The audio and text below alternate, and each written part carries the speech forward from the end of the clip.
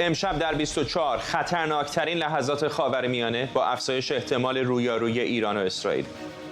همزمان با سفر فرمانده سنتکام به تل‌آویو، اسرائیل به 3 پایگاه حزب الله در جنوب لبنان حمله کرد.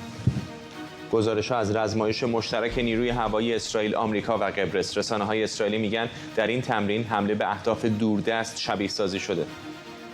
لشکر زینبیون در فهرست گروه‌های تروریستی پاکستان. اسلام آباد میگه این جنگجویان به صلح و امنیت پاکستان آسیب میزنند.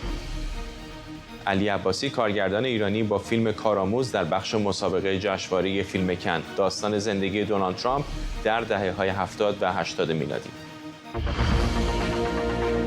از واشنگتن دی سی این 24 است با فرداد فرحزاد.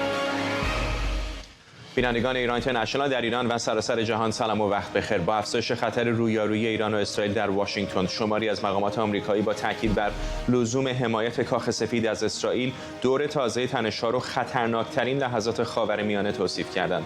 مارکو روبیو، سناتور جمهوری‌خواه، این تحولات رو خطرناکترین روزهای منطقه در 50 سال گذشته خونده و گفته اسرائیل حملات جمهوری اسلامی رو فوراً با ضد حمله شدیدتری در داخل ایران پاسخ میده. تام کاتن، دیگر سناتور جمهوری‌خواه، هم گفته بایدن باید فوراً با آیت الله‌ها هشدار بده که آمریکا به طور کامل از اسرائیل حمایت میکنه. به گفته آقای کاتن، پاسخ مشترک آمریکا و اسرائیل برای هر حمله سریع و ویرانگره. در همین حال همزمان با سفر مایکل کوریلا، فرمانده سنتکام به تل‌آویو، اسرائیل به 3 پایگاه شبه نظامیان حزب الله در جنوب لبنان حمله هوایی کرده. در همین حال سخنگوی کاخ سفید با اشاره به پیام‌های اخیر واشنگتن به تهران در روزهای اخیر بار دیگه گفت به ایران هشدار داده شده که از حمله دمشق برای تشدید درگیری در منطقه استفاده نکنه. واضح است که آمریکا نمی‌خواهد درگیری گسترش پیدا کند. این موضع ما بسیار صریح و روشن بوده. همچنین به ایران به صراحت گفته ایم که در حمله اخیر به دمشق دخالتی نداشتیم. ما به روشنی مسئله را اعلام کرده ایم و به ایرانی‌ها اطلاع داده ایم که ایالات متحده هیچ نقشی در آن حمله که در دمشق رخ داد نداشته. ما همینطور به ایران هشدار داده ایم که این حمله به عنوان بهانه برای تشدید درگیری‌ها در منطقه یا حمله به پایگاه‌ها و نیروهای ما استفاده نشود. فراتر از این نمی‌خواهیم جزئیات بیشتری ارائه دهیم، اما موضع ما کاملا صریح و شفاف بوده. آرش علایی از کنگره آمریکا و بابک اسحاقی از تل‌آویو با ماست. با بابک شروع می‌کنم. بابک، می‌دونم که همین کمی پیشتر دانیل هاگاری، سخنگوی ارتش اسرائیل، صحبت کرد، به ایران هم اشاره کرد. چه گفت؟ در حقیقت بیشتر سخنرانی امروز هاگاری در رابطه با تهدیدات جمهوری اسلامی بود. 3 مسئله را مطرح کرد که کاملا نشان میداد که هر 3 مسئله مربوط به گوش‌های رهبران حکومت اسلامی هستش و پیامی در حقیقت برای جمهوری اسلامی هستش. در ابتدا او گفت که مردم اسرائیل باید آرامش خودشون را حفظ کنند و هیچ تغییری در دستورات پشت جبهه وجود نداره و زندگی عادی در اسرائیل ادامه پیدا خواهد کرد. پس از او بار دیگر و پس از اینکه هم گانتس و هم بنیامین نتانیاهو و دیگر مقامات اسرائیلی این را تاکید کرده بودند، سخنگوی ارتش هم گفت که اسرائیل آماده همه وضعیتی هستش و اگر جمهوری اسلامی ایران از خاک خودش اسرائیل را مورد هدف قرار بده، بدون شک واکنش مناسب را انجام خواهد داد. به گفته هاگاری، اسرائیل هم در حمله و هم در دفاع آماده هستش. به پیشرفت‌های چشمگیری هم در ماه‌های گذشته دست یافته که اونها را عملی خواهد کرد.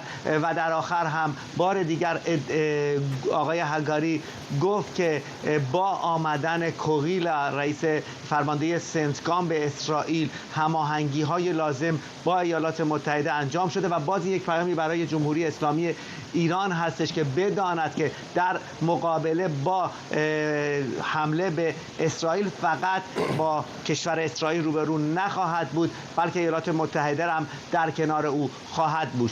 بیاییم و به گوشه‌ای از سخنان هاگاری گوش بدیم. تקיפה משטח ایران حمله از خاک ایران دلیل روشنی بر نیات این کشور برای تشدید تنش در خاورمیانه و پایان سیاست پنهان شدن پشت نیروهای نیابتیش خواهد بود. در چند ماه گذشته ما توانایی‌های تهاجمی خود را بهبود بخشیده‌ایم و می‌دانیم در جاهایی که نیاز است چگونه عمل کنیم. היכן שנדרש. همچنان با آرش علایی و بابک اسحاقی هستیم. بابک، از آخرین تحولات وضعیت جنگ در منطقه هم بهمون بگو. بدون شک در حال حاضر در اسرائیل آمادگی حرف اول را میزنه، چه در بین شهروندان اسرائیلی فرداد و چه بین مقامات سیاسی و امنیتی. همه منتظر اتفاق بزرگی هستند که باید بیفته و چگونه و چه وقتش معلوم نیستش. فرماندهی پشت جبهه در اسرائیل ساعاتی پیش به شهرداری ها و مقامات شهری در اسرائیل دستور داد که برای احتمال واکنش جمهوری اسلامی به کشته شدن مقامات ارشد سپاه در سوریه خودشون را آماده بکنن. فرماندهی از مسئولان خواسته که بی سر و صدا و بدون ایجاد وحشت باید آماده بشن. این ایجاد آمادگی مربوط به مردم نیستش، مربوط به شهرداری ها هستش، به صورت آماده کردن پناهگاه ها، آماده کردن مواد غذایی لازم و دیگر مسائلی که باید در این رابطه اجرا بشه. اما فرداد، در همین حالی که این وضعیت در اسرائیل به وجود اومده، امروز اسرائیل یک حمله بسیار بزرگی هم در مرکز نوار غزه انجام داد و بار دیگر نیروهای زرهی و زمینی ارتش وارد منطقه سوریته شدن که در اونجا با افراد حماس درگیر شدن. از شب گذشته هم بارها این منطقه و همچنین منطقه رفح مورد حمله قرار گرفت و همه اینها قبل از این هستش که کی و چگونه اسرائیل وارد رفح خواهد شد، آنچه که ایالات متحده با اون بسیار مخالفت میکنه و در بین همه اینها مذاکرات هم در مصر برای توافق آتش‌بس ادامه داره. آرش، به تو برسیم. در کنگره آمریکا میدونم که با قانونگذاران صحبت کردی. مارکو روبیو گفته که این بحرانی ترین شرایط منطقه در نیم قرن گذشته است. دیگه چه میگن سناتورها و قانونگذاران آمریکایی؟ ببینم صحبت‌های مارکو روبیو و تام کاتن رو شما بهشون اشاره کردید. یه نکته‌ای که در مورد این دو سناتور وجود داره، اگر یادت باشه یکی دو ماه پیش زمزمه‌ای مبنی بر اینکه هر دو تاشون ممکن است در پست‌های کلیدی، مناصب کلیدی که مربوط به امنیت ملی آمریکا هستند، در دوره دوم احتمالی ترامپ در دولت ترامپ باشن. از اون موقعی که ما این رو شنیدیم بیشتر میشنویم از تام کاتن و مارکو روبیو که تقریبا همزمان با هم توییت های مختلفی میزنن، اظهار نظرهایی میکنن. توییت آقای تام کاتن که میگوید پاسخ به جمهوری اسلامی پاسخ مشترک خواهد بود، بسیار پاسخ شدیدی خواهد بود، به نوعی از دولت بایدن انتقاد میکند که چرا تهدید جدیتری انجام نداده است. مارکو روبیو میگوید این تهدیدات از سال 1973 جنگ عرب و اسرائیل دوم سابقه ندارد علیه یک کشوری مثل اسرائیل که متحد آمریکاست. اما امروز در گفتگوهایی که من داشتم با سناتورها، به سناتورهای دموکرات زیادی من امروز مراجعه کردم، کمتر از یک جمله بیشترشون با من حرف نزدن. سناتور ری بن لوهن فقط گفتش که اسرائیل حق داره خودش دفاع کنه. از سناتور موکلی، سناتور فضانورد سابق از ایالت آریزونا پرسیدم، ایشون هم از حزب دموکرات هست. ایشون با نوعی طنز برخورد کرد. بهشون گفتم آیت الله خامنه‌ای میگوید که به اسرائیل تنبیه خواهد شد. گفت آیت الله کی؟ و بعد وقتی دوباره توضیح دادم گفتش که جمهوری اسلامی مسئول همه مشکلات در منطقه است. بعد حالا میخواد کس دیگری رو تنبیه کنه. ایشون گفت ایران باید، جمهوری اسلامی باید تنبیه بشه خودش. و بعدم از جمهوری خواهانی که سوال کردم، سناتور جون ارنست که معمولا منتقد دولت بایدن هست، از پرزیدنت بایدن به شدت تشکر کرد به خاطر اون پیام تهدیدآمیزی که دیروز داده است. گفت خیلی کار درستی انجام داده است کاخ سفید. و این یه بخشی هم هست، قبلا هم راجع بهش صحبت کرده بودیم، بایدن آدمی است خودش سنتریست هست توی دموکرات ها. مواضعش راجع به اسرائیل و جمهوری اسلامی خیلی نزدیک هست به جمهوری خواهان حالا میانه رو، در واقع خود ایشون هم میانه رو هستن. و بعد از اون هم از ریک اسکات پرسیدم، سناتور ایالت فلوریدا. گفتم شما اون موقعی که حمله علیه ساختمان کنسولی ایران انجام شد در سوریه، شما اسرائیل بودی، نظر راجع به این حمله چیست؟ به بخشایی از صحبت‌های این دو سناتور با ایران اینترنشنال گوش کنید.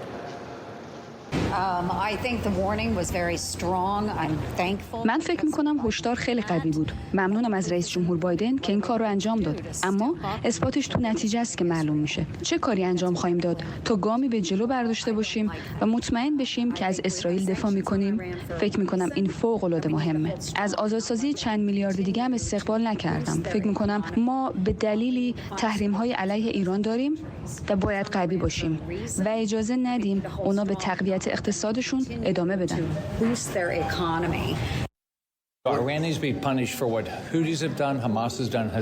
ایران باید به خاطر کاری که حوثی‌ها، حماس و حزب الله انجام دادن مجازات بشه. فکر می‌کنم جهان باید بیدار بشه.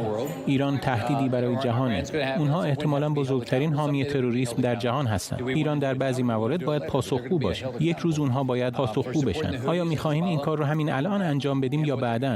اما اونها به خاطر حمایت از حوثی‌ها، حزب الله، حماس و جنایت 7 اکتبر باید پاسخگو بشن.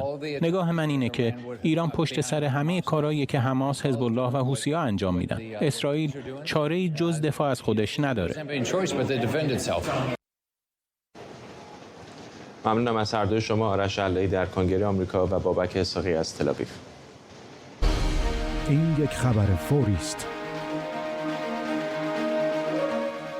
خب خبری فوری داریم. حسین امیرعبداللهیان وزیر خارجه جمهوری اسلامی پیش لحظاتی پیش در یک توییت یا اکس در شبکه اجتماعی اکس گفته در تماس‌های تلفنی با آنلنا بربوک وزیر امور خارجه آلمان، دیوید کامرون وزیر خارجه بریتانیا و همینطور آقای وونگ وزیر خارجه استرالیا در مورد تحولات منطقه صحبت کرده و گفته که دفاع مشروع با هدف تنبیه متجاوز یک ضرورت. این در ادامه نگرانی‌ها در مورد پاسخ احتمالی جمهوری اسلامی به حمله منتسب به اسرائیل هستش که در نزدیکی کنسولگری ایران در دمشق صورت گرفته و اونطور که پیشتر هم در برنامه شنیدید نگرانی‌های جدی رو در هم منطقه هم سراسر جهان ایجاد کرده.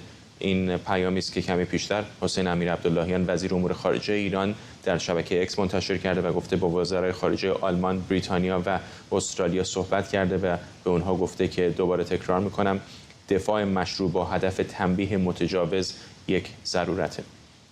در کشاکش این تحولات بنیامین نتانیاهو در جریان بازدید از یک پایگاه نیروی هوایی در جنوب اسرائیل گفته همزمان در میانه جنگ در غزه اسرائیل برای سناریوهای دیگری در منطقه هم آماده میشه. در زمان پرچالشی هستیم، در میانه جنگ در غزه هستیم که با تمام قوا ادامه داره. در این حال ما به تلاش‌های بی‌وقفمون برای بازگرداندن گروگان‌ها ادامه میدیم، اما همچنین برای سناریوهای چالش برانگیز در عرصه‌های دیگه هم آماده میشیم. یه اصل ساده ایجاد کردیم: هر کی به ما آسیب برسونه ما بهش آسیب میزنیم. ما در حال آماده شدن برای پاسخگویی به نیازهای امنیتی دولت اسرائیل در حالت دفاعی و تهاجمی هستیم. من و مردم اسرائیل به شما اعتماد داریم. امیدوارم هممون به موفقیت بزرگی برسیم. دامون گلریز، تحلیلگر امور بین‌الملل و مدرس دانشگاه لاهه از همین شهر با ماست. آقای گلریز، بالای یک هفته است که نگرانی هم تو داره جدی و جدی‌تر میشه. همین پیشتر صحبت‌های وزیر خارجه ایران رو هم بهش اشاره کردم که در گفتگو با 3 همتای بین‌المللیش در بریتانیا، آلمان و استرالیا گفته که یک پاسخ مشروع با هدف تنبیه متجاوز یک ضرورته.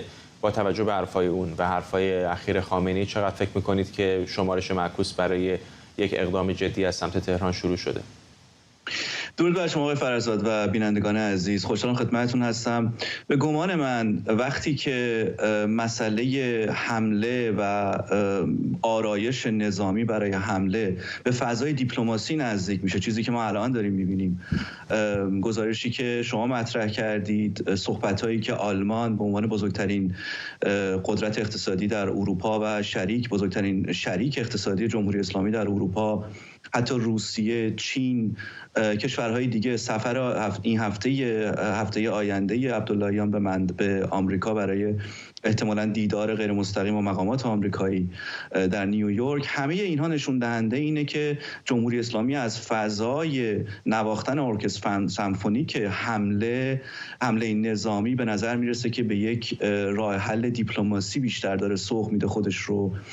توییتی که نماینده جمهوری اسلامی در نیویورک زد و در اون گفتش که اگر شورای امنیت سازمان ملل پرونده‌ای رو باز بکنه، حمله اسرائیل رو محکوم بکنه و کسانی که این حمله رو انجام دادن از نظر قضایی دنبال بکنه و محکومشون بکنه، شاید ما انتقام نگیریم. اینها اعمالی هستش که به گمان من نشون دهنده اینه که فضای دیپلماسی به روی صحنه آمده و این هم برمیگرده به صحبت‌های دیروز خامنه‌ای که جدا از اون بحث کوتاه اومدن نسبت به فوریت حمله، عملاً گفتش که باید وحدت کلمه داشت به معنی ریزش در درون، و از طرف دیگه هم به نظر من خامنه‌ای به دنبال یک راه آبرومند برای این هستش که بتونه از این مخمسه کنار بیاد. جمهوری اسلامی به این جنبندی رسیده که نمیتونه در مقابله با اسرائیل که یک بازدارندگی استراتژیک از نظر بمب هسته‌ای داره، با موشک‌ها و پهپادهای خودش که بازدارندگی تاکتیکی دارن مقابله بکنه. و دلیل این فضایی هم که شما می‌بینید اینه که برخلاف این صحبت‌های رسانه‌ای و غیره، به نظر من خامنه‌ای به دنبال کرنش و یک نوع برخورد آبرومندانه برای اینکه بتونه از این فضا بیرون بیاد بدون اینکه ریزش‌ها به حد غیرقابل تحمل در درون نظام برسه. فقط اشاره بکنم به این متنی که بهش اشاره کردید با فعل ماضی بود، داشتن اشاره می‌کردن به اون نشست قبلی شورای امنیت سازمان ملل که اگر در اونجا به گفته مقامات جمهوری اسلامی اقدامی جدی علیه اسرائیل میشد، نیاز به پاسخ دادن نمی بود. ولی حالا واقعا فارغ از اینکه میخواستن حمله ای رو پاسخ بدن یا نه، الان از یک طرف هم به نظر میاد انتظارات زیادی به وجود آمده. اگر پاسخ ندن هم در موقعیت دشواری قرار میگیرن. نه همون بستگی داره که چجوری بخوان پاسخ بدن و این پاسخ به چه شکلی بخواد باشه. میگم بحث اصلی خامنه‌ای برای همینم دیروز مطرح کرد که وحدت کلمه خیلی مهمه. به نیروهای طرفدار خودش داره میگه که حرف من رو گوش بکنید و در عمل ریزش ها رو تا اونجا که میتونید جلوش رو بگیرید. اینکه پاسخ چه بخواد باشه چون ببین تنها پاسخی که آقای فرزاد میتونه تا حدودی اون بازدارندگی از دست رفته در جمهوری اسلامی در سوریه رو احیا بکنه، عملاً حمله از درون خاک ایران به درون خاک اسرائیل هست. اگر این اتفاق نیفته، بقیه مسائل واقعاً اون بازدارندگی رو به وجود نخواهد آورد. از نظر استراتژیک هم نمیتونه کمک بکنه. به علاوه اینکه اسرائیل، عرض کردم، یک قدرت منطقه‌ای هسته‌ایه که بازدارندگی استراتژیک داره. با چنین قدرتی، اون هم بعد از 7 اکتبر، شما نمیتونید به راحتی یک موشک بزنید که بخوای آبروی خودت رو از درون ایران حفظ بکنی. باید به دنبال راه حل دیگه‌ای باشه و من فکر می‌کنم اون راه حل دیگه از فضای دیپلماسی باید دنبالش گشت و احتمالاً خامنه‌ای هم سعی می‌کنه که به شکل دیگه‌ای سپردن به آینده نیروهای خودش رو آرام نگه داره و اون آبرومندی رو یه جوری حفظ بکنه. ممنونم از شما. دامون گلریز، تحلیلگر امور بین‌الملل و مدرس دانشگاه لاهه از همیشه با ما. به گزارش رادیویی ارتش اسرائیل، نیروی هوایی کشور در رزمایشی با ارتش قبرس حملات به اهدافی دوردست رو شبیه‌سازی کرده. این تمرین‌ها شامل پرواز جنگنده‌ها و هواپیماهای سوخرسان تا فواصل دور و شلیک به اهداف بوده. در گزارش رادیو ارتش اسرائیل، هدف این رزمایش آمادگی برای مقابله احتمالی با حمله ایران در آینده نزدیک عنوان شده. شبکه I24 اسرائیل هم در گزارشی نوشته شبیه‌سازی حمله هوایی به اهداف دوردست در همکاری با نیروهای آمریکایی و قبرسی انجام شده. حسین آریان، تحلیلگر امور نظامی راهبردی از نیوکاسل با ماست. آقای آریان، آیا این رزمایش معنای عملی هم داره یا بیشتر نشانه تهدید هست برای ایران؟ معنای عملی نداره به اون معنا، فقط اینکه به خاطر اونچه که بعد از 7 اکتبر پیش اومد، نیروی هوایی شاید فعالیت اونچنانی در ارتباط با رزمایش‌ها نداشته.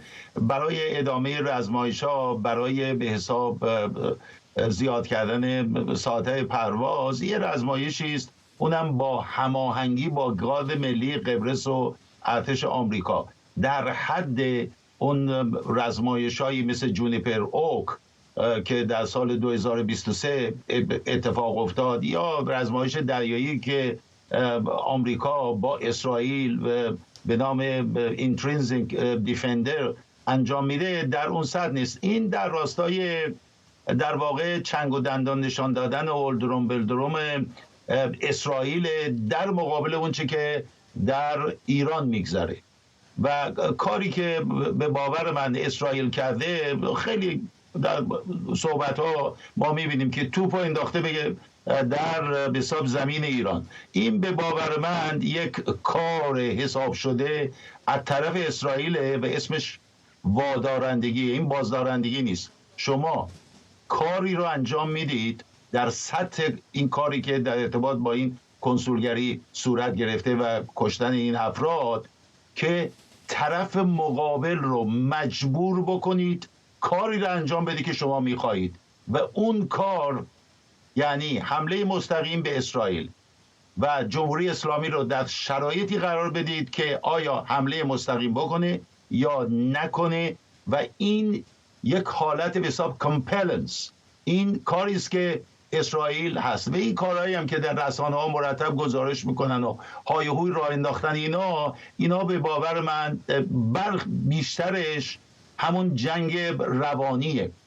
بذارید یه موضوعی رو روشن بکنم. هویت ایدئولوژیک سیاست خارجی جمهوری اسلامی رو ما میدونیم، ولی پشت این موازنه قواست بین اسرائیل و به طور کلی ایران و همینطور با آمریکا. میهمان قبلی شما این رو گفتند، ولی جمهوری اسلامی در این چارچوب موازنه قوای کلاسیک کار نمیکنه. موازنه قوای نیروهای مؤثر کار میکنه، یعنی استفاده از گروه‌های نیابتی، یعنی دسترسی داشتن به جنگ افزارهایی برای رویارویی با اسرائیل و آمریکا در قالب جنگ‌های متقارن.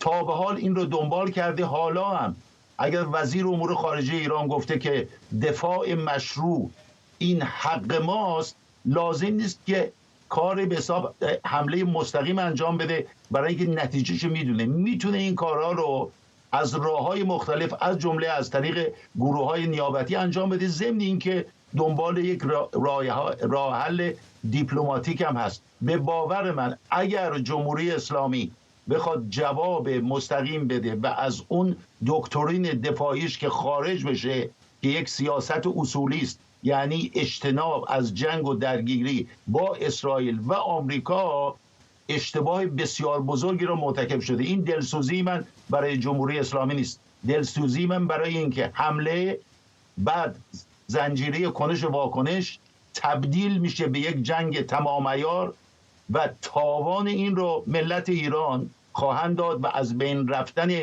زیر ساختارهای کشور هست. حالا معمولا این حرفا رو که من میزنم میگن این نفر مأمور جمهوری اسلامی داره از رژیم آخوندی حمایت میکنه. خیر، من دارم در مورد ایران و منافع ملی اون صحبت میکنم. برخی از روی به سطوح آمدگی حتی در همین رسانه ها میان تشویق میکنن، میگن جمهوری اسلامی باید، طرف تحلیلگره میگه باید جمهوری اسلامی جواب بده و جمهوری اسلامی اگه جواب نده بازدارندگی خودش از دست میده. اینا همونایی هستن که قبلا در مسابقه ها میگفتن جمهوری اسلامی و توان نظامیش در مقابل اسرائیل و آمریکا جوکه، یعنی عین همین لغت به کار بردن. بنابراین جمهوری اسلامی در نهایت من فکر میکنم به احتمال بسیار زیاد پاسخ مستقیم نخواهد داد، از طریق گروه‌های نیابتی بود و جایی که دستش بازه میتونه کارهای انجام بده و حاشیه‌ای اون هم در دریاست. خیلی خیلی کوتاه اگر بگید، اما اگر از طریق دریا یا سوریه یا عراق یا لبنان یا به واسطه گروه‌های نیابتیش این کار رو انجام بده، به نظرتون پاسخ اسرائیل هم محدود به همون جغرافیا خواهد بود یا همچنان ممکنه خاک ایران رو هدف قرار بدن؟ من فکر می‌کنم محدود به خود همون خواهد بود، برای اینکه خود اسرائیلی‌ها گفتن اگر ایران، جمهوری اسلامی از ایران به ما پاسخ بده، ما در خود ایران جمهوری اسلامی رو مورد هدف قرار میدیم. خلاصه بگیم ببین در همین سال، وقت شما رو زیاد نمیگیرم، در همین سالی که الان ما هستیم، این چند ماهی که گذشته، 30 حمله هوایی، پهپادی و موشکی جمهوری اسرائیل انجام داده. 21 نفر از سپاه پاسداران کشته شدند. سید رضی موسوی رو کشتن. جمهوری اسلامی چیکار کرد؟ به اضافه چند صد حمله که در سوریه انجام گرفته در سالهای گذشته، همیشه از اون راه معمولش با استفاده از موازنه نیروهای مؤثر و جنگ نامتقارن اسرائیل رو جواب داده و اگر بخوایم حق مطلب ادا بکنیم در بسیاری موارد اسرائیل رو آچمز کرده و همینطور آمریکا رو. ممنونم از شما حسین آریان، تحلیلگر امور نظامی راهبردی از نیوکاسل. بنا به گزارش‌ها جمهوری اسلامی به آمریکا پیام داده که اگر به اسرائیل در برابر حملات تلافی جویانه تهران کمک کنه، پایگاه‌های آمریکا در منطقه که در مجموع 30,000 آمریکایی رو در خودشون جا داده مورد حمله قرار میده. این اولین بار نیست که جمهوری اسلامی از طریق نیروهای نیابتیش در منطقه نیروهای آمریکایی رو تهدید میکنه. در بهمن پارسال در حمله گروه‌های تحت حمایت ایران به نیروهای آمریکایی در اردن 3 نظامی کشور کشته شدند. آمریکا دهه‌هاست که پایگاه‌های نظامی در مناطق مختلف خاورمیانه داره. بزرگترین پایگاه هوایی کشور در قطر موسوم به العدید واقع شده که در سال 1996 ساخته شده و گنجایش حضور بیش از 10,000 سرباز رو داره. آمریکا همینطور در کشورهای مثل بحرین، کویت، عربستان سعودی و امارات متحده عربی هم حضور نظامی داره. در عراق هم 2500 نیروی آمریکایی در پایگاه‌هایی مثل یونیونسه و عین الاسد حضور دارند. آمریکا میگه حضور این نیروها برای مبارزه با داعش، آموزش نیروهای محلی و همینطور کمک به تامین امنیت متحدان منطقه واشنگتن. در سوریه هم حدود 900 نیروی آمریکایی در پایگاه‌های کوچکی همچون میدان نفتی العمر و الشدادی در شمال شرق این کشور مستقرند. آمریکا یک پایگاه کوچک هم در نزدیکی مرز سوریه با عراق و اردن داره که پایگاه الطنف معروفه و بارها هدف حمله شبه نظامیان مورد حمایت ایران قرار گرفته و به گفته کارشناسان این پایگاه برای مهار تقویت نظامی ایران در شرق سوریه نقش مهمی داره. هوشنگ حسنیاری، کارشناس مسائل نظامی از آنتاریوی کانادا با ماست. آقای حسنیاری، چندین بار الان آمریکایی‌ها از جمله امروز سخنگوی کاخ سفید گفتن که به ایران توضیح دادن، گفتن که حمله به کنسولگریش در دمشق ربطی به ایالات متحده آمریکا نداشته و هشدار دادن که حمایت آمریکا از اسرائیل بی‌دریغ خواهد بود. چقدر فکر می‌کنید که ممکن هستش الان در معدود گزینه‌هایی که ایران داره در پاسخ به اسرائیل یکی از اونها اتفاقا حمله به منافع آمریکا باشه در منطقه؟ درود بر شما آقای فرزاد و ملت شریف ایران. جمهوری اسلامی توان نظامی این رو نداره که مستقیما با آمریکا وارد جنگ بشه. این از زمان خمینی درک شده در جمهوری اسلامی و همچنان ادامه داره. به همچنین جمهوری اسلامی به اعتقاد من خواستار این نیست یا توان این رو نداره که مستقیما با اسرائیل بجنگه، به خاطر اینکه در روزهای گذشته هم رئیس جمهور هم وزیر خارجه آمریکا بارها بر این هم تاکید کردند که حمایت از اسرائیل برای امنیت این کشور برای آمریکا قابل بحث نیست. بنابراین مجموعی این دو مورد رو از اینها میشه نتیجه گرفت که جمهوری اسلامی به احتمال بسیار زیاد دست به همون کاری خواهد زد که طی سالهای گذشته زده، یعنی از نیروهای مزدور خود استفاده بکنه، ولی به هیچ عنوان چنین کاری قادر نخواهد بود که طرفداران پروپاگورس جمهوری اسلامی و سید علی خامنه‌ای در ایران رو متقاعد کنه به این که اون پاسخ شکننده‌ای رو که قول اون رو سالهاست دارن میدن انجام دادن و در نتیجه دست اسرائیل رو از منطقه کوتاه میکنن. جمهوری اسلامی چون این توانی رو نداره. نیروهای نیابتیش هم به اعتقاد من به جز حملات ایذایی کار دیگری قادر نیستن انجام بدن. به همین خاطر میبینیم که هم حزب الله در لبنان و هم اونایی که احتمالاً دستشون بازتر حوثی‌ها در یمن و دیگران در سوریه و لبنان، سوریه و عراق، اینها به هر از چندگاه موشکی پرتاب میکنن، پهپادی پرتاب میکنن، منتها از اونجایی که ضرر و زیان جدی بر نیروهای آمریکایی در منطقه وارد نکرده، آمریکا پاسخ بایسته رو نداده مگر مواردی که به آمریکایی ها صدمه وارد شده. بنابراین اون چی که در تهران گفته میشه به اعتقاد من بیشتر برای مصرف داخلی است، بیشتر در شرایطی است که تحت فشار بسیار زیادی نه تنها از جانب اون عده که هنوز طرفدار رژیم هستند در داخل، بلکه از جانب گروه‌های نیابتی هم. بسیاری از این گروه‌ها به خصوص فلسطینی‌ها عمیقاً ناخرسند هستند از اینکه جمهوری اسلامی با عقب نشسته و شاهد این هست که به عنوان نمونه گروه حماس در نوار غزه داره از بین میره، همینطور اسرائیلی ها مرتب به نیروهای حزب الله در لبنان حمله میکنن. تعداد زیادی از اونها رو به گفته خود حزب الله تا به حال نزدیک به 300 نیرو از این گروه رو کشتن و همینطور که در خاک سوریه و عراق. بنابراین باعث دیدید که جمهوری اسلامی آیا اون کاری رو که قول داده از زمان خمینی تا به حال از بین بردن اسرائیل وارد جنگ مستقیم با اسرائیل میشه یا نه. ولی بعید به نظر میاد اگر که توجه کنیم به گفته‌های خامنه‌ای و تنگسیری و رحیم صفوی و دیگر سرداران سپاه. ممنونم از شما. هوشنگ حسنیاری، کارشناس مسائل نظامی از آنتاریوی کانادا. با بالا گرفتن احتمال حمله تلافی‌جویانه ایران به اسرائیل، شرکت هواپیمایی لوفتانزا تعلیق پروازهای رفت و برگشتش به تهران رو تا 25 فروردین تمدید کرد. این شرکت پیشتر اعلام کرده بود که پروازهاش رو به تهران تا 23 فروردین به حالت تعلیق درآورده. سخنگوی شرکت لوفتانزا در پاسخ به ایران اینترنشنال گفته این تصمیم برای حفظ امنیت مسافران و خدمه گرفته شده. ترکیه هم 2 پرواز استانبول به تهران رو برای بامداد امروز لغو کرده بود. همکارم احمد صمدی از برلین با ماست با جزئیات بیشتر در مورد لغو پروازهای لوفتانزا. احمد.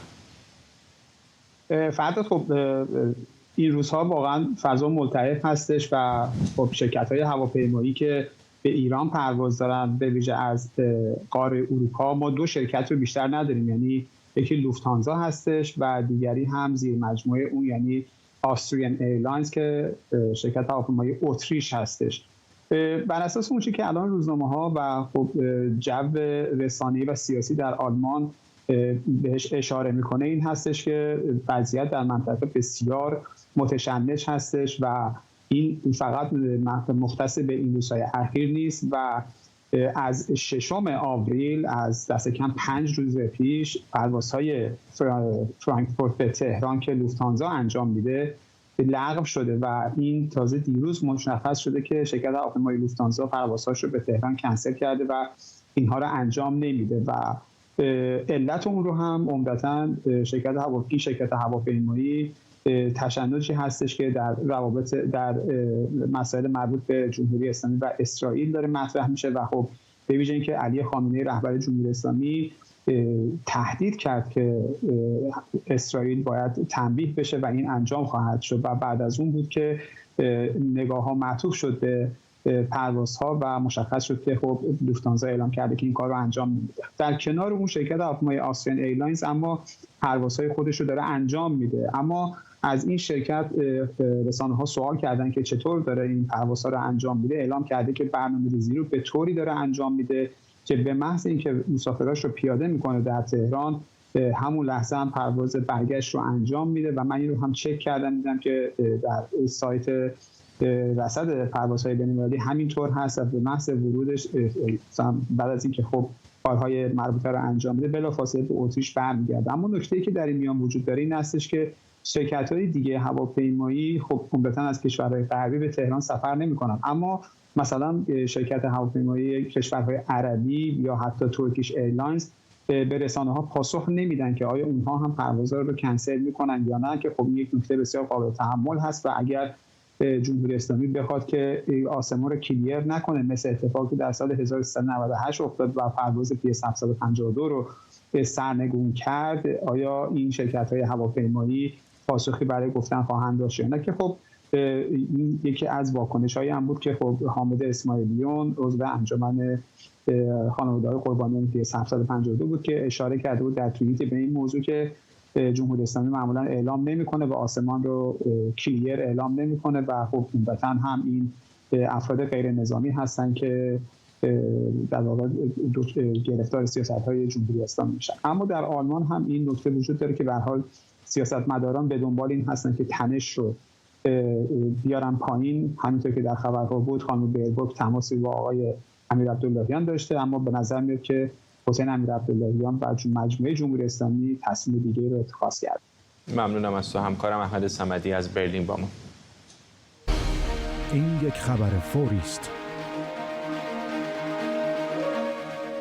خب باز هم خبر فوری داریم در مورد واکنش‌ها به صحبت‌های مقامات ایرانی از جمله حسین امیرعبداللهیان وزیر خارجه ایران که کمی پیشتر با وزرای خارجه بریتانیا، استرالیا و آلمان صحبت کرده. حالا دیوید کامرون وزیر خارجه بریتانیا که زمانی اتفاقا نخست وزیر بریتانیا هم بود، در پیامی در شبکه اجتماعی اکس گفته که با همتای ایرانیش صحبت کرده و هشدار داده در مورد وضعیت منطقه و گفته که امروز به وزیر خارجه ایران امیرعبداللهیان گفتم که ایران نباید خاورمیانه رو وارد یک درگیری گسترده‌تر کنه. آقای کامرون در ادامه گفته که من عمیقاً نگران احتمال اشتباه محاسباتی هستم که منجر به خشونت بیشتر بشه.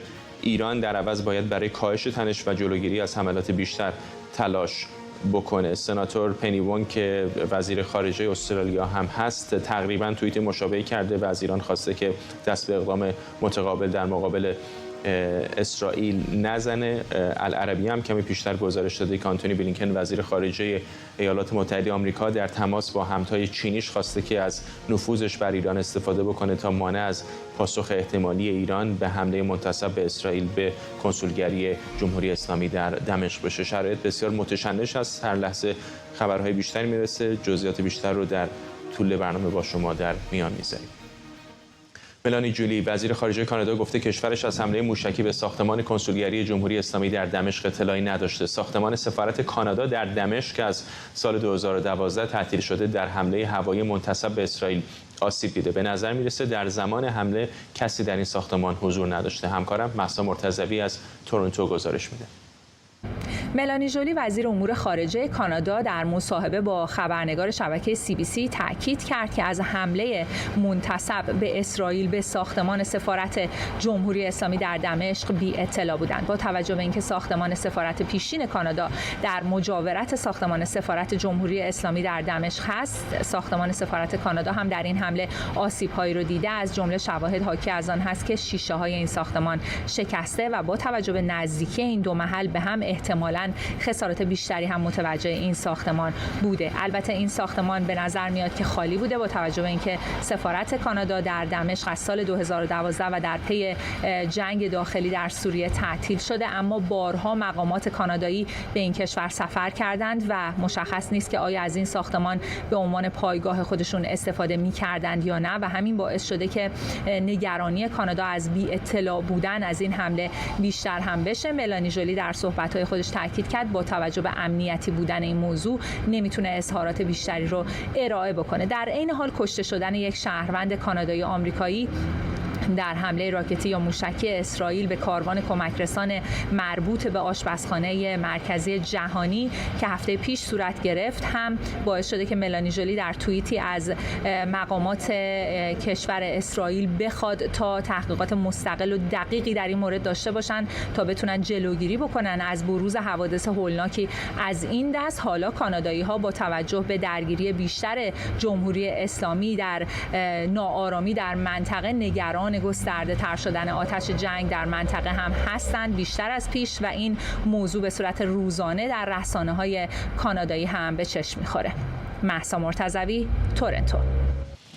پاکستان لشکر زینبیون گروه شبه نظامی وابسته به سپاه پاسداران رو در فهرست گروه‌های تروریستیش قرار داده. وزارت کشور پاکستان گفته لشکر زینبیون درگیر فعالیت‌هایی که به صلح و امنیت پاکستان آسیب وارد می‌کنه. این تصمیم پاکستان در حالی صورت می‌گیره که 2 ماه پیش اداره مبارزه با تروریسم ایالت سند فردی رو به اتهام دست داشتن در حمله به یک قاضی پیشین دادگاه عالی کشور بازداشت کرد. پلیس پاکستان هویت فرد بازداشت شده رو محمد مهدی و عضو لشکر فاطمیون اعلام کرده بود. لشکر زینبیون گروه شبه نظامی متشکل از شیعیان پاکستانی که حدود 10 سال پیش توسط سپاه پاسداران برای جنگ در سوریه ایجاد شد. کامران متین استاد روابط بین‌الملل در دانشگاه ساسکس از برایتون با ماست. آقای متین، تا جایی که میدونم اگر اشتباه میکنم من اصلاح بکنم ولی حتی همین زینبیون هم تعداد زیادی از اعضاش افغان‌هایی هستند که ساکن پاکستان بودن ولی به هر حال در بین اون شیعیان پاکستانی هم کم نیستند. چطور بوده که تا اینجا دولت اسلام آباد مدارا کرده که اینقدر شهروندانش در یک گروه شبه نظامی وابسته به ایران نقش بازی کنند؟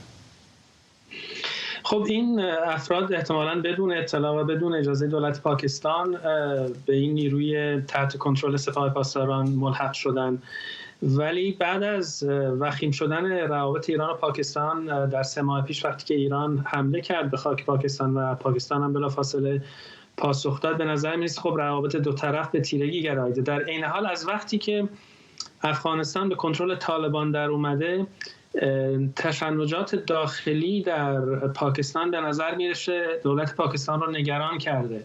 یعنی قبلا نیروهای سنی که در داخل پاکستان به هر دلیل مخالف دولت پاکستان بودن، هم و غمشون بیشتر معطوف به مبارزه با نیروهای غربی در افغانستان بود، ولی الان به نظر میرسه این کمی برگشته و حتی روابط بین پاکستان و طالبان هم تا حدودی تیره شده.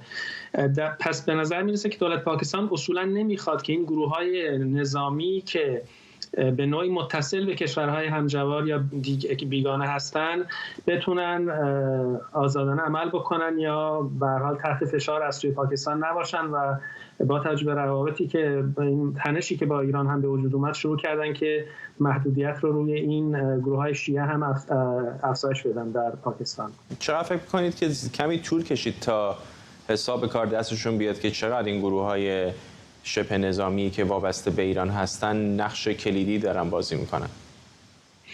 خب متاسفانه دولت پاکستان دهه هاست که از نیروهای مختلف مسلح در منطقه که درگیری‌های دیگه‌ای هستن در منطقه به نوعی استفاده کرده برای پیشبرد اهدافش، ولی خب در گذشته تمرکز دولت پاکستان روی افغانستان بود، چون به نوعی دولت پاکستان از زمان تشکیلش و اون به اصطلاح تقسیم اون زمان که هند وجود داشت بعد از خروج نیروهای بریتانیایی پایان استعمار، افغانستان رو به نوعی عمق استراتژیک خودش همیشه تلقی کرده و حتی این نقش مهمی رو که در دوران جنگ سرد در مقابله با اتحاد شوروی و حمایت از نیروهای مجاهدین افغان ایفا کرد و در همکاری با عربستان به خصوص و ایالات متحده به کمک کرد، بخشن به این دلیل که می‌خواستن در واقع در افغانستان یک جای پای محکمی داشته باشن، یک دولت دوست درش وجود داشته باشه.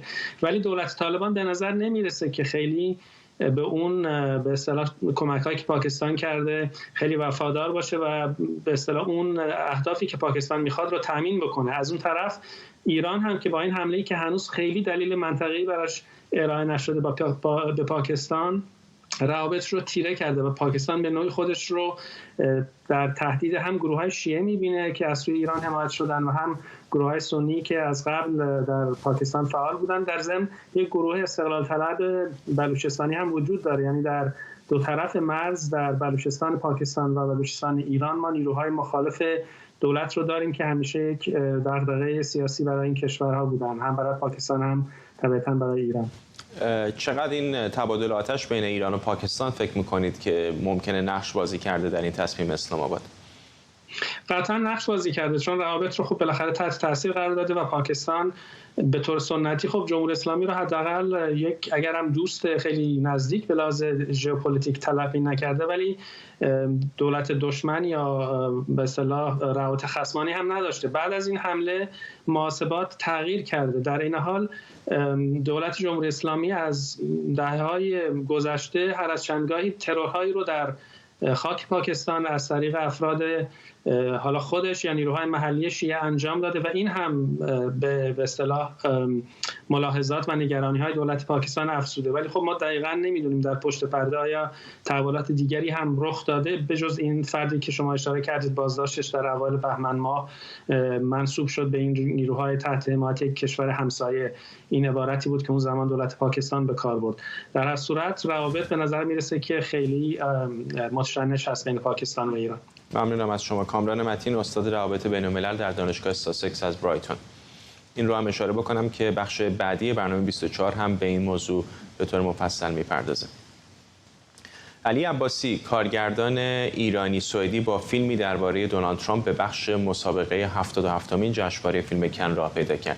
پیشتر هم فیلم‌های عنکبوت مقدس و مرز از همین کارگردان در جشنواره کن مورد توجه منتقدان و علاقه‌مندان به سینما قرار گرفته بود. امسال علی عباسی تنها کارگردان ایرانی که در بخش‌های رقابتی جشنواره کن حضور داره. علی مصلح، روزنامه‌نگار و منتقد سینما از استانبول ترکیه با ماست. پیشتر هم آقای عباسی با فیلم‌های دیگری اقبال خوبی داشته در جشنواره بین‌المللی، از جمله جشنواره کن، به خصوص با فیلم عنکبوت مقدس. این فیلم کارآموز رو چه می‌دونیم در موردش؟ آیا شما فرصت این رو داشتید که ببینید بخشی از اون رو، و اگر آره چه نکات ویژه‌ای درش دیدید؟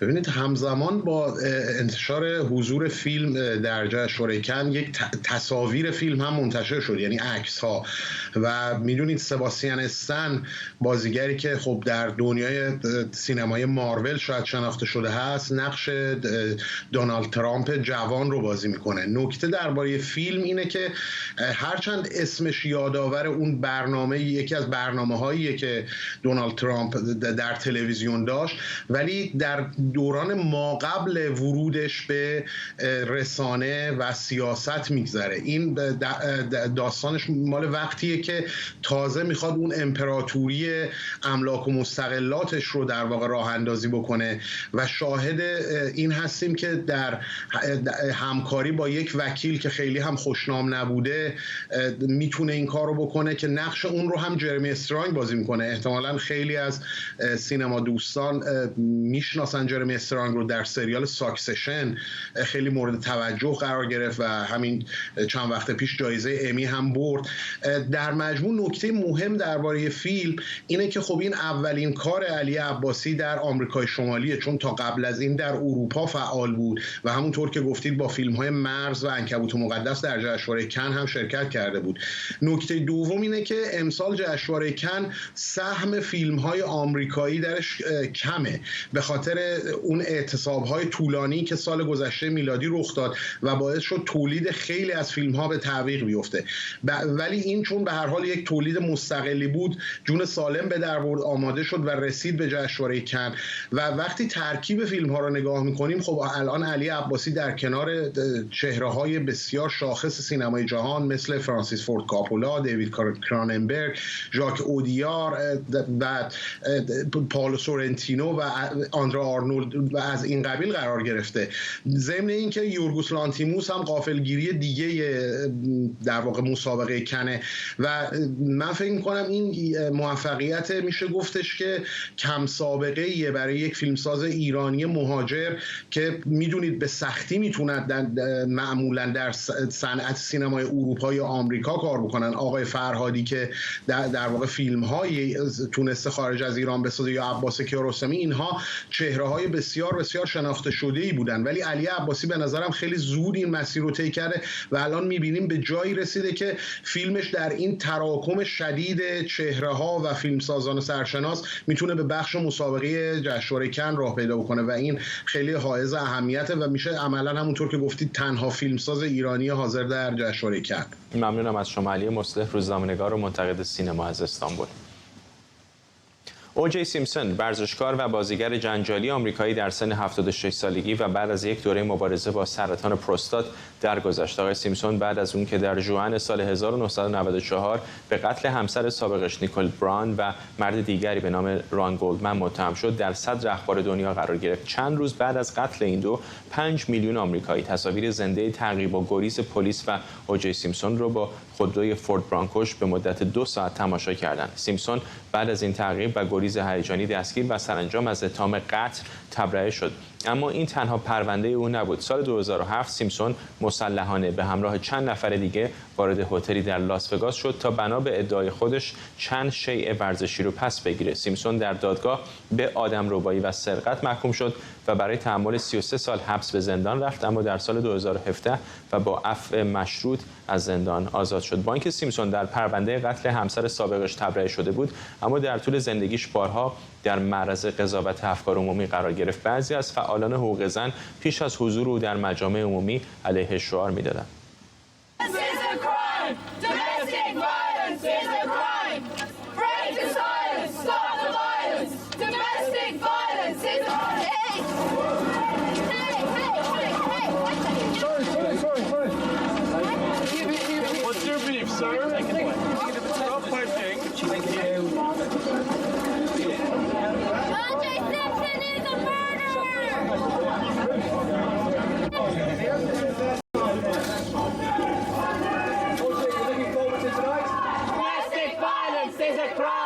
Domestic violence is a crime.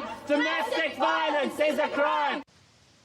شایان سمیعی روزنامه‌نگار اینجا در استودیو با ما. شاید کمتر پرونده‌ای در تاریخ آمریکا باشه که اینقدر افکار عمومی رو مجذوب خودش کرده باشه در مقایسه با پرونده آقای اوجی سیمپسون و بعد تبرئه جنجالیش. با درود به شما مردم عزیز ایران. بله ببینید آقای سیمپسون به خاطر اینه که یک فردی بود که موفقیت هایی که در زمین فوتبال به دست آورده بود رو تونسته بود به موفقیت های اقتصادی بعد از بازنشستگی تبدیل بکنه. ایشون اولین کسی بود که در حقیقت میشد گفتش که توانست موقعیت های سخنگوی کمپانی های بزرگ بودن مثل کمپانی ماشین اجاره‌ای هرتز و سایر کمپانی ها. ایشون یک شخصیت در حقیقت افسانه‌ای طوری از خودش ساخته بود، علیرغم موفقیت های روی زمین فوتبالش که قابل انکار نیست. اما مسئله‌ای که به وجود آمد اون پوشش خبری تقریباً 24 ساعته دادگاهی ایشون و اینکه منجر شد به یک از همگسستگی اجتماعی در میان امریکاییان، برای اینکه مردم واقعاً این به یک مسئله نژادی تبدیل شد. یک عده افراد که خب سفیدپوست‌ها بیشتر بر این باور بودن که ایشون مقصره، سیاه‌پوست‌ها بر این باور بودن که سیاه‌پوست‌ها همیشه مورد تعرض و تبعیض پلیس قرار میگیرن. یعنی ببینید یک چرخه نامحزونی بود که همچنان ادامه داشت و به نظر من ایشون اون موفقیت‌های زمین فوتبال و بعد از اون رو این دادگاهی علیرغم اینکه ایشون تبرئه شده بود از دست داد.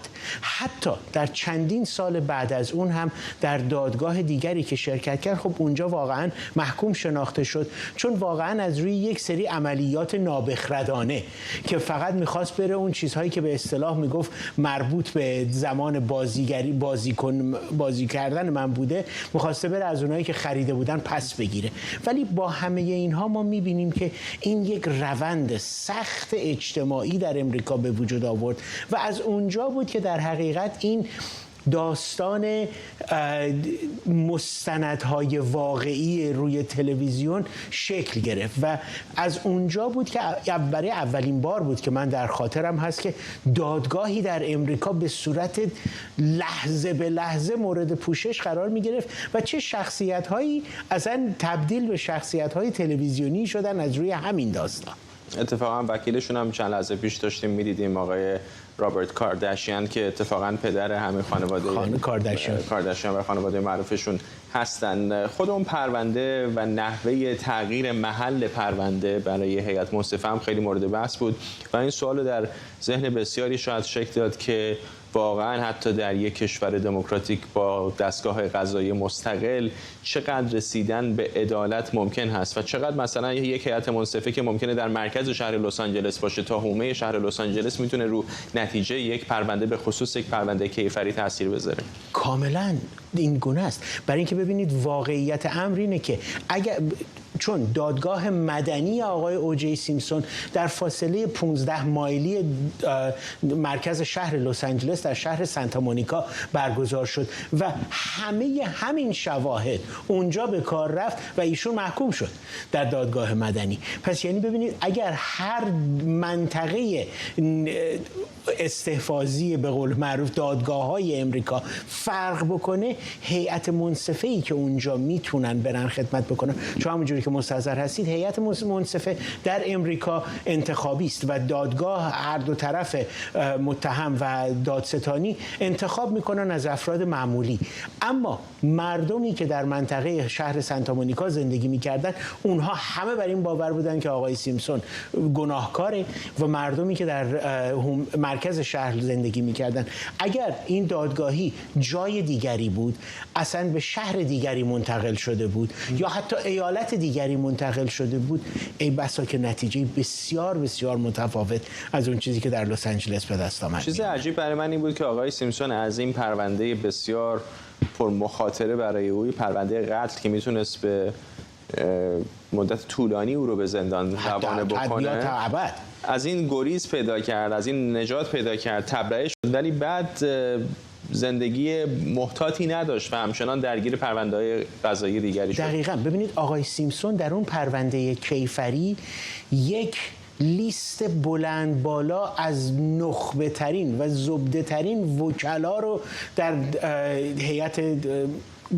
در گروه وکلای خودش داشت و این بود که باعث شد ایشون بتونه از اون مسئله کیفری نجات پیدا بکنه. مهمترین عاملی که به وجود آمد اشتباه بارز دادستانی بود که اجازه داد آقای سیمپسون اون دستکشی که به اصطلاح استفاده شده بود برای ارتکاب قتل اون رو امتحان بکنه در دادگاه. هر کسی میدونست که این دستکشی که آغشته به خون شده و مدت‌ها خشک شده مسلماً اون قابلیت ارتجاعی قبلی خودش رو نداره، ولی همین باعث شد که وکیل آقای سیمپسون از عبارتی استفاده بکنه که اگر اندازه نیست شما باید تبرئه کنید و این باعث شد و به نظر من اگر که آقای سیمپسون حتی این مسئله رو هم به گونه دیگری براش تموم میشد، ایشون شخصیتاً یک شخصیت بلند پروازی بود و همیشه دوست داشت که در لبه پرتگاه راه بره و این هم که شما میفرمایید بله کاملا مشهود بود که نتوانست برگرده به یک زندگی نرمال و باز سعی کرد که در مخاطرات بیشتری قرار بگیره. البته رسانه ها هم تنهاش نمیگذاشتن. ممنونم از شما شاهین سمیعی اینجا در استودیو با ما و ممنون از شما که ما رو در این بخش از برنامه 24 همراهی کردید. برنامه رو با جلسه جو بایدن با فومیو کیشیدا نخست وزیر ژاپن به پایان می‌بریم.